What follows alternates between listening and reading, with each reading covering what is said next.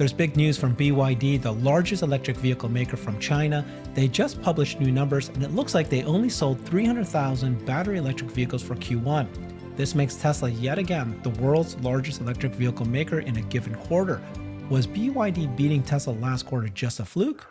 In other news, while Dan Ives of Wedbush Securities lowered his Tesla price target, he only reduced it by $15 to $300. And while he's calling Tesla's first quarter to be a nightmare quarter and a rip the Band-Aid quarter, he listed 5 steps that Tesla should do to stop the bleeding.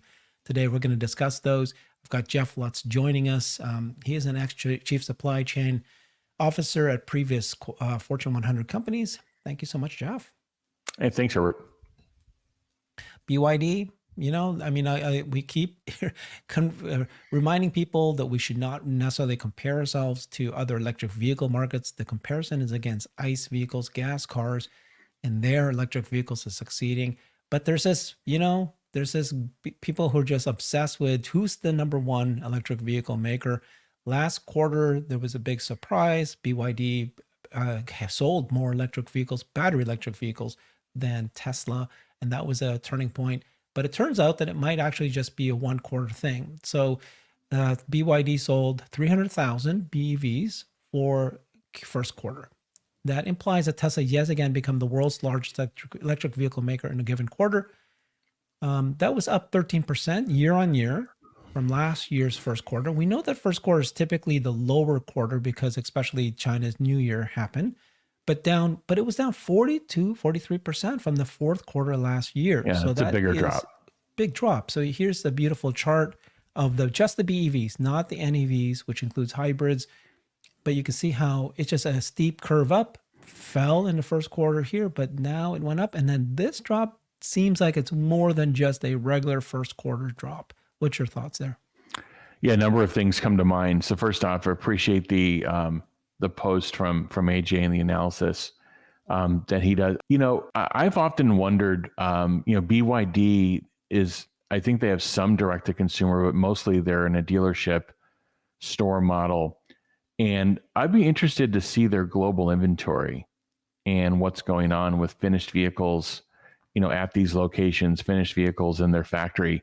That's usually the canary in the coal mine of, hey, there's something going on here. We're seeing inventories in the U.S. of other automakers, not Tesla. We're seeing, rise significantly. Again, Tesla's in this completely different ball game in terms of inventory. 15 days of inventory leaving the last quarter in the industries at in the 70s and growing to the 80s. And we don't have the BYD number, but that to me would be an interesting lead in to answer your question of what's this 43% drop. That's a bigger seasonal drop than you would normally see from a company. So that's going to be interesting to try to understand better. And they sell mostly lower cost cars. About 85 or 95% of their offerings do not overlap with Tesla. They always talk about this Tesla BYD, 1 versus 2, but they actually don't. They're actually quite complementary. Now that's going to change as BYD is trying to grow up in price point to garner some more margins, and Tesla is obviously going to go lower. And that's where it's going to be interesting to see. That both companies have unique advantages in terms of vertical integration. But I think Tesla's approach and what they're doing both on current generation vehicles in terms of part reduction and simplicity, and then what they're doing in the next generation, I think they're really going to put themselves in a place where the vehicles that they design can really be scaled globally and built at a very high gross margin, where it's a very important point. It's not clear to me that the BYD vehicles can be locally scaled. Remember, they're exporting out of China, and it's not clear to me that they can just cut and paste that into a European country, into Central America, and get very high gross margins. It'll be interesting to see. I'm not saying it's impossible for them, and they already have some global footprint, but to me, that's going to be the test. But yeah, this drop from 43% drop, I would say, is rather significant, and it looks like Tesla, even at the lower end of their shipment estimates, will be, significantly ahead of them in terms of volume and margins as well. Yeah. It certainly looks like they're softening in China. Uh, but like you said, this seems to be the segment that got affected the most, even which is weird compared to what you think Tesla should have been. Let's take a look at here. This is just the announcement. I'm not going to go through it, but it just shows you this is their financials that they reported. AJ continues to say that BYD managed to outsell Tesla only ever in a single quarter, just fourth quarter. And again, just interesting where people are saying BYD is the new king, but they just picked a quarter instead of like looking at the yearly sales. We'll see what happens. BYD's numbers rather low sales in Q1 may imply BYD's Q4 dethroning of Tesla may have been a short-lived fluke. I don't know about that. Could this be a fluke, or is this just maybe Q1 is just a fluke, and BYD will still end up outselling Tesla? My thinking would be that BYD will come up and start outselling Tesla, but only until the compact car is out. What's your thinking there? A little different. BYD is doing some interesting global expansion. They're in South America. In Brazil. They're in the northern parts of South America. They're in Central America. They're in Mexico, and they're in places that Tesla is not yet. And I think that's one of the challenges for Tesla is to figure out, again, first, I think Tesla's very careful and they have a very pragmatic approach to like where they do global expansion. You have to do global expansion where there's infrastructure for charging. If you go and just try to like dump a bunch of cars into a country that doesn't have the ability to do the the electrical infrastructure, you're just going to be dumping a bunch of inventory and you're going to run into a problem later on. So the global expansion piece of it to me is going to be key. And where is China allowed to just fully export? By the way, China, in the last year became the number one exporter of automobiles. Like people are kind of asleep on China, and it wasn't only EVs; it was also their combustion engine vehicles and their hybrids. But to me, it's going to be interesting to see. There's going to be to your question, Herbert, there's going to be other $25,000 vehicle offerings. I think Tesla actually has to go a little bit lower. They've got to position themselves for local incentives, but Tesla won't be competing just to, their 25K versus Volkswagens versus BYDs. Tesla's car is going to drive itself by then. And we have to put ourselves in this mindset of where are we going to be a year from now. We're already seeing what 12.3 is capable of doing right now. Imagine where it's going to be a year from now. So I honestly don't think it's going to be a fair fight if Tesla's able to produce a 25K vehicle. And remember, it's going to take time for Tesla to scale so they can actually build that vehicle profitably. Now, I think they're going to take a different approach to launch so they can get to peak scale faster and get to that gross margin profitability faster. But I just want people to be aware of, just because that vehicle starts shipping doesn't mean it's accretive yet. It's going to take them time to get to that scale. But I actually think their new manufacturing methods going to help them get there faster, but it's also going to be a bunch of new capital that they've got to burn off and drive depreciation on as well. So it's a little bit of a complex case, but 25K vehicle is going to help. The key, I think, is going to come down to global expansion. Where do each of these companies, globally expand? I think BYD and Tesla has the lead to me in terms of global expansion and where they've been, number of countries and so forth. And quite frankly, the countries that want to pull them in. But BYD's, they're going at different places than Tesla's at now, and they're still going to be a tough one to watch for sure. But I do give the edge to Tesla, but I think the edge is going to be because of autonomy plus the 25K offering. Yeah, I think Farzad had a good post where he said that people are forgetting that when Tesla releases their compact car, it's not just going to be the fact that it's under 25,000 or starts at 25,000. It's going to have incredible features, of which one you point out could be as some sort of version of FSD there. Yeah. That's just it's great that BYD is offering the same price point, but Tesla's going to be much higher quality with better features. We'll see what happens there. So this is, the expectation, right? With Tesla, will be around 420 to 444,000 vehicles in Q1. So even if Tesla came in at the low end, it would be 40% ahead of BYD, which is 300 in Q1 2024. That's a big, like that's not just a, slightly beat them, which is, remember when they beat them in Q4, Tesla had some issues with the switch over to the Model 3 high, and so forth. So that's quite interesting. My guess is there'll be no investigative reporting on this. It'll just be a very low number. So it'll get mentioned, in a Chiron here or there on one of the shows, and then it's just going to move on. Yeah. And there will be if this were Tesla, there'd be full on multiple networks investigating, what happened and trying to tie it to something, Elon did. So, that's the unfortunate part of this. There should be an investigation. Something's up here. I mean, we know China economically is having issues, but I thought they actually just reported a really strong March sales number, consumer sales number in PMI. So we'll see. But there needs to be some explanation behind what happened. Where was the drop off? Again, they did grow sequentially. They did grow year on year, 13%, I think, from Q1. So that's good. But 43% drop off quarter to quarter. You can put one of those weeks to Chinese New Year. So maybe, call it an 8 to 10% drop off, but 43% drop off to me is there's something going on. Very much so. All right, let's talk Dan Ives. So he was interviewed on CNBC. He lowered his price target from $315 to $300. Still one of the most bullish for Tesla. The negativity for the first quarter is warranted. And he says that the estimates for the quarter have dipped to 425,000 from 475.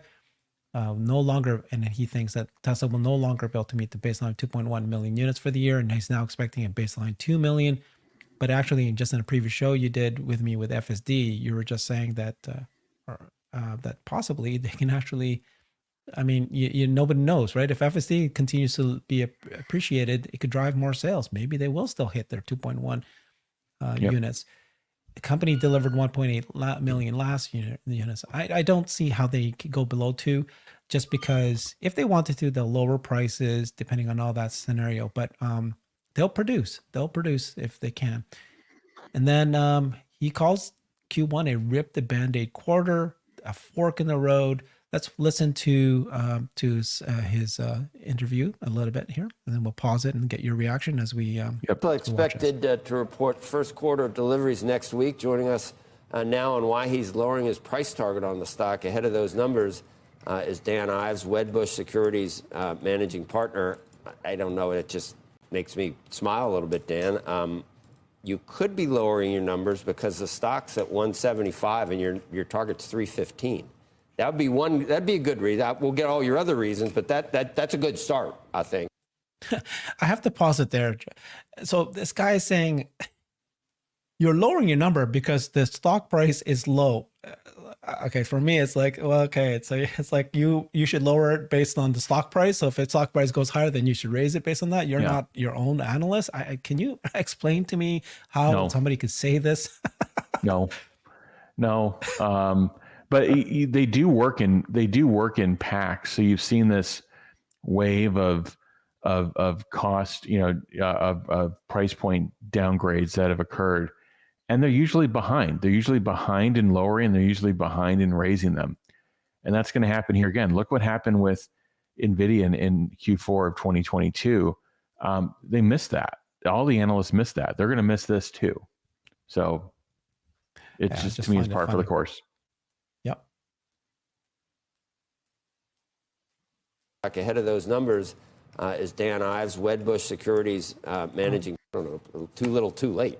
Yeah, look, it's obviously a great point. Look, we're bullish for Tesla on the other side. Well, you must be, because you still have a $300 price of target. this challenging period. What's that return from 180 to 300 is? So you're still looking for like a 70% return. Yeah, right? and look, we've been here before. In other words, like there's no doubt, and we call it out. I mean, this is a code red situation for Tesla. I mean, they are going through some dark days in China from a demand perspective. But Joe, I believe on the other side of this, this is a company, not just from an FSD perspective, but from volume that could start to get 2.5, 3 million vehicles per year as we go into the next few years. Our whole point here is you're in between two growth waves here. They clearly need to lay out a strategy for investors, because this is going to be a rip the Band-Aid off delivery quarter next week, and there's no smoke and mirror about it. And I think right now from Musk, I kind of view it as a fork in the road period to handhold investors through this. You are pretty blunt. First quarter deliveries for Tesla, and we'll find out next week, but you expect it to be a nightmare quarter because of China and China demand. Yeah, I mean, China, we originally had that up 3-4%. It's going to be down 3 to 4%. And the issue here, is just that Game of Thrones price war that's happened in China with EVs. It's hurt Tesla, and I think right now the problem is, do they continue to cut prices, or do they ultimately hold serve and focus on where demand could be? And I think as much as we talk about FSD and why we're long-term bullish, and I do believe we're sitting here a year and a half from now at $1 trillion plus market cap. Yeah, so when we were up at 300 or 299, wherever it was, I get at that point, were you still worried about supply and you didn't see the demand issues coming? Yeah, I think where we were dead wrong is underestimating just how bad China demand was going to be. China demand. So for us, when I look back, that's really what's caught us, I think, many by surprise in terms of just how quickly demands come off, but also with no adult in the room and with 2 disaster conference calls in a row. They haven't laid out guidance. They haven't given the strategy. You've had other noise in terms of the AI issues with Musk and obviously the Delaware comp issue, which is added to it. But I think that's the problem. They haven't laid out the strategy to where investors right now feel like they're blindfolded playing darts.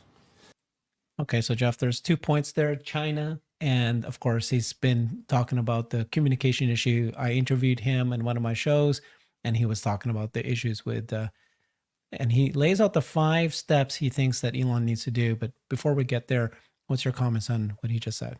Yeah, I mean, I think it's correct to call out China. I think the quarter-on-quarter views are always tricky, and you do like a Q4 to Q1.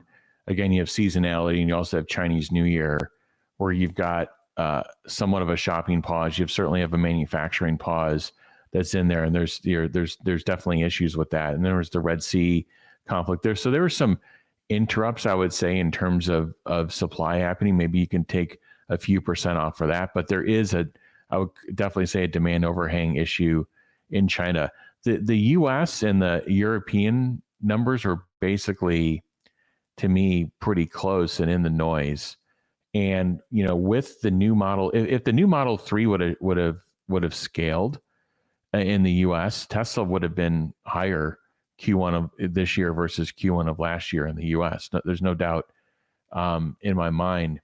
And of course, you've got the Cybertruck scaling as well. So Tesla has products that people want, and this doesn't come out in some of the analyst commentary.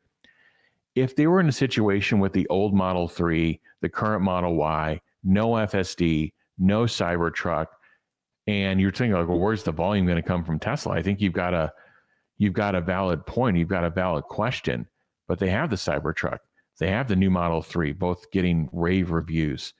They have their car drives itself now, and again, with some limitations, but it's made this huge leap. And so to me, there's these tremendous catalysts that could prop up unit volume again between these growth waves of getting to this 25K vehicle. And again, I think people aren't thinking clearly of what is Tesla's product offering. What's the attractiveness going to be of Tesla's product offering paired with a fully functioning amazing FSD experience. I don't think people are putting those two things together, and they're just looking at the Tesla from last year, comparing it to kind of the unit growth and velocity that they think they're going to get this year. And they're not tying the two things together of newer vehicles and also just pairing with FSD and the capability of it. I think we may be missing something here. I think it's going to be tight in the first half of the year for sure, but I'd be interested to see how this goes in the second half of the year. Nice points. Yeah. I mean, great cars. And then that's why the demand in China is because of the Model 3 Highland was delayed, all that. Okay. So let's take a look at his 5 points. I'd be curious to see what you think about them. We'll go through each one of them. These are the things that he thinks that Elon needs to do. He called for Elon to first give formal guidance for margins and deliveries in 2024. I thought the whole point was he didn't call for it in the first quarter. Now that he didn't do it, they really shouldn't do it anymore. What's your position on this? Well, I mean, there is going to be greater intelligence now, and Q1 was going to be a bad quarter. I mean, I think Tesla knew that the third week in January, and they decided to not guide. There's value in not guiding. They could set a floor though, and they could say, hey, look, we don't think it's going to be any lower than this. We think and here's a stretch number that we're looking at. They could do that, but there's definitely downsides to doing that versus just, not guiding. But I mean, you can't look at what Tesla did in January and say that, oh yeah, that worked. That was good. I mean, the stock's down 30%.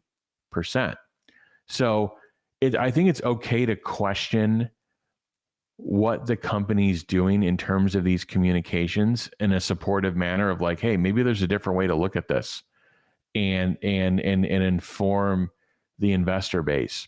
Maybe there is, who knows? So I'm kind of on the first one, Herbert. I think they know a lot more now. They could give a little bit of better guidance because you only have, a smaller, actually when they report in April, they're only going to have, basically 8.5 months of the year left. They probably could guide, but I'm kind of on the fence on it. Sure. Next one is that he thinks that Tesla should address the demand issues in China, complete with strategy to reverse the trend. And then they should mention what they're going to do. I don't know about this one. What's your thoughts on this one? There's definitely something. I don't think Tesla should speak to macro China issues. I don't think that helps Tesla. They should talk about what they are doing in China just on their own, like with potentially a new Model Y, and then bringing FSD to the country. Those are both FSD. Tremendous, I think, demand catalysts. They should have a battery AI day to give investors an idea of the road to monetization. Specifically monetization. He's been talking about that. He goes, Tesla will become an AI company, will be seen as an AI company. Investors will reward it, but they need to show monetization. So FSD is one example where they can show monetization of AI. Yeah. And this is, I do support number 3. I wouldn't repeat the September 2022 AI day, which I went to and I loved it. I thought it was great, but it was really it was a recruiting event and there was a lot of information shared. Quite frankly, maybe too much information. And so I would do a more investor focused version of it, but Tesla had an investor day, I think last year, it was in March. So it's not like Tesla's not communicating some of the stuff, but now, I mean, their AI offering has made such a quantum leap in that last year. It probably could help the investor community, both retail and analysts, for Tesla to articulate. I don't have a problem with that. I mean, again, you have to go back to the premise of you can't say what Tesla did in terms of their earnings comms in January worked. So to pressure test different ideas, I don't think there's anything wrong with that. Elon needs to commit to being a CEO for Tesla for the next 3 to 5 years, including his work in AI. I mean, can he just say so? Just saying so? Because he can't really do anything until you've got the shareholder agreements or his compensation plan set out. Can he just say? Yeah, he shouldn't. I think this is a different. So last year, was it Investor Day? Or no, it was the event in May, I believe. It was the there was 2 events, right? And there was a March event and the May event, a shareholders meeting. In the shareholders meeting, he basically said, I'm not going anywhere. Like there's, there's all this opportunity to build here. However, in January, he said, maybe I don't want to build all this capability here until I get more control of the company. So him further clarifying that point, I think would be helpful. But if I'm in his shoes and I'm in the middle of a negotiation for my next comp package, I don't know how much I want to put out. I quite frankly think there's been too much put out in public. I think they should come to terms. Hopefully, maybe they have. Who knows? Maybe it would be great if the two sides have come to terms and they're just waiting the output of the legal agreement. And then finally said Tesla should start advertising, but they have been, as I've done a show. They have been. What? Yeah. What's that? Yeah. No, they have been. They have been. Okay. Good. Yeah. Thank you. Yeah, exactly. Okay. Yeah. Thank you so much, Jeff. Appreciate you. Follow him on X at the Jeff Lutz. Thanks, everybody. Bye-bye. Thank you. I've created a website that is the most comprehensive resource for the Tesla investor. Please check it out. Simply go to my website at herbertong.com.